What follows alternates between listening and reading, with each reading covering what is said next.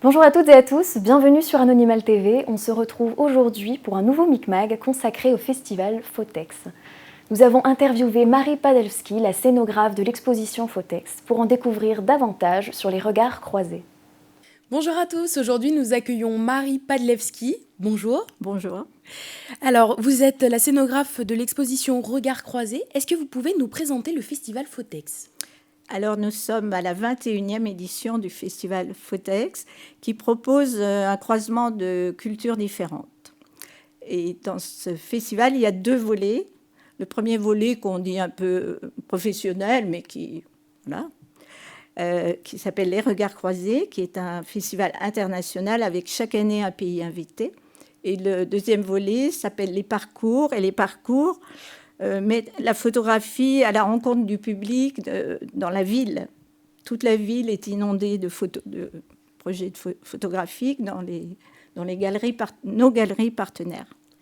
Alors, est-ce que vous pouvez nous parler un peu de l'exposition Regards croisés mise en place pour cette édition 2021 ? Voilà, donc les Regards croisés se tiennent à la Galerie Zola, à la Cité du Livre, à la Bibliothèque Méjeanne plutôt. Et donc, cette année, nous avons mis à l'honneur l'Italie pour honorer un partenariat que nous avons avec une association italienne qui se situe à Castellenza, un partenariat depuis 2016. Et l'AFI veut dire Archivio Fotografico Italiano. Et cette année, l'AFI nous a proposé un invité qui s'appelle Virgilio Carnisio et qui est le douaneau italien et qui propose un joli travail en noir et blanc sur le Milan des années 60. Les regards croisés s'articulent autour de thèmes, mais pas de thématiques imposées. Donc, on a 10 photographes, 5 photographes italiens cette année, enfin étrangers, donc cette année italiens invités, qui croisent leurs regards avec 5 photographes français qui répondent en regard des dossiers qu'on leur soumet. Il y a une première sélection, et puis en deuxième sélection, les Français sont invités à répondre sur un des photographes italiens, d'où le croisement des sensibilités. Les thématiques, enfin, les thèmes ou le type de photographie, donc il y a la photographie plasticienne. Cette année, c'est autour de la mémoire, la photographie documentaire qui s'intéresse à l'espace urbain, la photographie onirique, il y a 2 beaux travaux sur le cirque, et la photographie imaginaire qui se rapproche de la fable, du conte et du rêve, tout simplement. Alors, quelle a été votre implication dans la mise en scène ? Alors, mon implication, je fais partie d'une association, donc on est un petit groupe actif.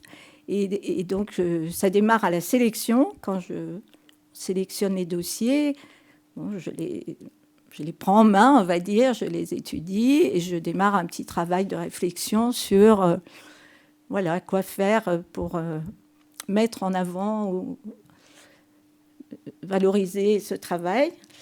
Et je fais un projet dans l'espace. Voilà, l'espace, c'est le plus important, la mise en espace, la déambulation. Après, il y a un travail sur les murs qui est coloristique ou sur les modules. Il faut mettre de la couleur. Quelle couleur ? Ça se fait avec le ressenti des travaux que j'ai avec moi, sous la main. Et alors, expliquez-nous le choix et l'importance de la scénographie. C'est important parce que je vous parlais de valorisation.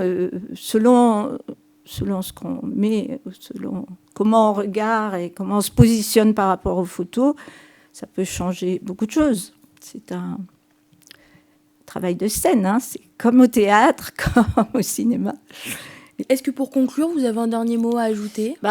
Oui, j'ai pas mis en avant, et je reviens un tout petit peu en arrière, pour mettre en avant notre chef éclairagiste. La lumière est très importante et il a une sensibilité qui vraiment répond bien à ce qu'on attend de lui et qui a vraiment une grande part importante dans la scénographie.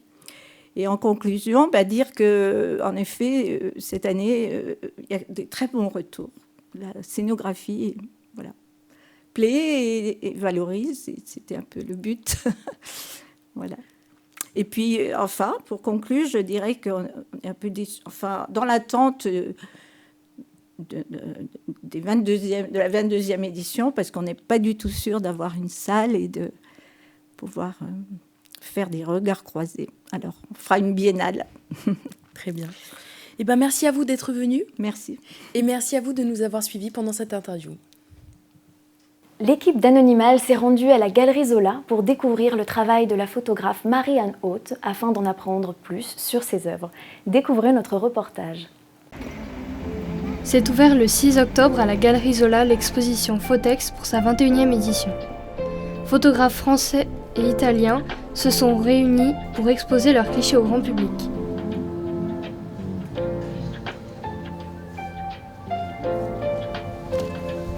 Marie-Anne Haute, qui expose ses photographies pour la 2e fois, nous présente ses œuvres.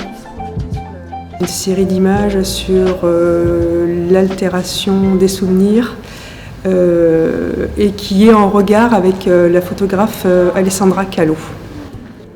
Le but de cette exposition, les échanges entre photographes français et italiens pour créer des regards croisés entre leurs œuvres. Ma série s'appelle Ce souvenir, c'est sur l'altération, en partie l'altération des souvenirs qui s'estompent, ça peut être des souvenirs qui se mélangent aux rêves ou des rêves qui se mélangent aux souvenirs. Voilà, donc j'ai voulu illustrer certains de mes souvenirs. En fait, il y a 30 images dans ma série. C'est un traitement particulier, c'est pas de la photo classique, justement pour illustrer l'altération des souvenirs. J'ai donc imprimé mes photos à la maison sur un papier et après j'ai superposé dessus des feuilles d'arbres. Je suis allée récolter des fleurs, des branchages. Donc j'ai fait un peu comme des lasagnes, une photo, des feuilles. J'ai tout superposé. Et après, j'ai fait cuire dans ma marmite pendant 2-3 heures. Et donc après, on a la surprise quand on les enlève du bain et qu'on les découvre. Donc en partie, il y a la forme de certains végétaux ou voilà, où ça peut abîmer l'image, etc. aussi. Donc voilà, ça fait un effet un peu onirique pour certaines.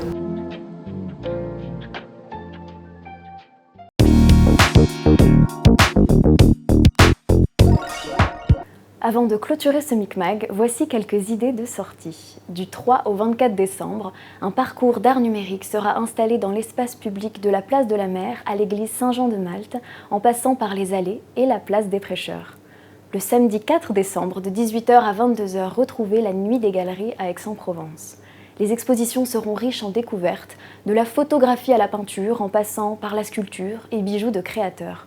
Vous retrouverez les galeries et artisans d'art participants sur le site La Nuit des Galeries.